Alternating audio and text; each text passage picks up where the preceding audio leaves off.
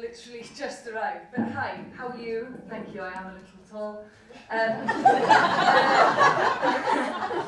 My name is Bethan Marlow and I'm a playwright and a theatre maker, and I've been working a lot within communities in the last couple of years. So I'm here to share with you some of the things, my experiences of my productions, and also things that I've learned along the way. This project was called Calainta, and it was done with the residents of a council estate up in Caernarfon. This project here was called Blodyn, and both of these productions were done with Theatr Genedlaethol Cymru. And Blodyn was a production where we worked with the community in Talsarn, which is a village in North Wales, and then with Blaenau Ffestiniog, the town of North Wales. So they integrated together and played at the same time. The other production I'm going to talk about is A Queer Christmas, which I did with Mess Up the Mess. And that was in Swansea, where we did a Christmas show on the high street. So all the slides that you'll see are a kind of mishmash of those three productions that are coming along the way. So, what do I do and why do I do it? What I do is I enter communities and I immerse myself completely within communities, sometimes for anything from up to 3 months to 5 or 6 months. And what we do is that we knock on doors. We knock on doors, we talk to people, and we let them know that we're here and that we have a project happening, and they're invited to take part. I drink a lot of tea at this time. The recruitment phase is anything between a week and 4 weeks. And I really think it's a massive part of getting involved with people. It's immersing yourself within their community, listening to their voices, listening to their stories, and really getting integrated to what already exists there, as opposed to just parachuting in and saying, listen to me. I do make a lot of noise when I'm there, of course, because the most important thing for me is that every single member of that community feels that they are invited and have been invited to the project. How many of them then sign up and decide to take part is completely up to them, but I think it's so important to feel that everyone has been invited. And then we cross our fingers and hope that people turn up. So there's a sign-up day then where any member of the community can come up and sign up to take part of the project. And within that project then they really do determine what the project is and how big it is or on what scale, because they decide who wants to be part of there at the time. So what I do is I create a creative platform within their community for their voices to be heard. So I collect stories, I listen to their voices, I listen to what they have to say, and very often I work within communities whose voices aren't being heard outside of their community. And what I do then is I structure it into a way where the audience feel that they're going on an immersive experience, which is the production right at the end.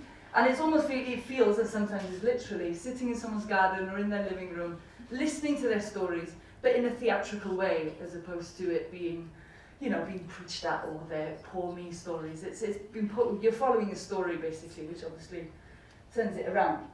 Now, there's a massive sensitivity with this, and I think there's a massive responsibility with this, because I can't just go in somewhere and steal someone's story and then think, great, I've got a great story, now I can put it together.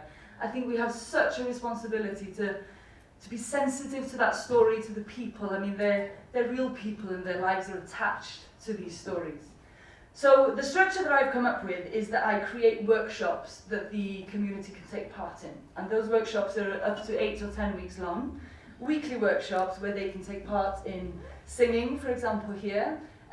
They obviously gain skills, they gain self-confidence, which I regularly find is something that's usually lacking. And they can make friends within their community. There's acting workshops where in the production at the end then, the community or the members that do the acting workshops can work and perform alongside professional actors in the last production, if that's something that they want to do. Or if they're people that may be within the community that don't feel so vocal about, don't want to talk about their voices and express themselves vocally, then we have art workshops. And it's a really big part of most communities, because we can embed those visuals within their landscape so that they have a real ownership of both the production and of the work that's being done. Dance workshops, movement workshops, and throughout all these workshops, I then collect everyone's voices and I listen to them, and I try then to create the story and write the script very quickly whilst the workshops have been put together. The professional actors come in, and then that's when the production gets put on at the end. So things that I've learned along the way is think locally. you don't need to bring all of your stuff and all of your talent in with you, because the talent is actually there in the community already. So it's listening to what's already exists there, whether it's the Carnival Queen who playing a Festiniog, or whether it's, you know, an Aikido group, or whether it's a sewing community that's already there, but literally really using that. I'm also a big fan of getting people to come out of the closet. In Swansea it was quite literal. Yes, but it's basically encouraging people to really think outside the box and really maybe have a go at something that they haven't done before, or possibly felt before that they couldn't take part in. Things will definitely go upside down within the production, but one lesson I've really learned is to not hide that from the community. Actually get them involved in the mistakes, or the beautiful mistakes, as we like to call them. But basically, their involvement is so important, because then they have an ownership of the production at the end. And at those times where you really want to scream and shout because you're thinking of this professional production at the end, and there's stuff getting in the way, I really do think it's important to remind ourselves that these are volunteers. They have real lives, they have work, they have responsibilities, and we really need to work around that. And the motto I always have is, try and leave whoever or whatever that you've approached having made a positive change. Now, I definitely don't mean better, I definitely don't mean the word saving, I hate both of those words, but having made a positive change, however big or small that is. And yes, I'm going to finish by saying that I think very often when we go in to do any community participatory work, we can sometimes feel that we treat it as something amateur or something small. Think big, aim high, because the possibilities are massive. Thank you very much.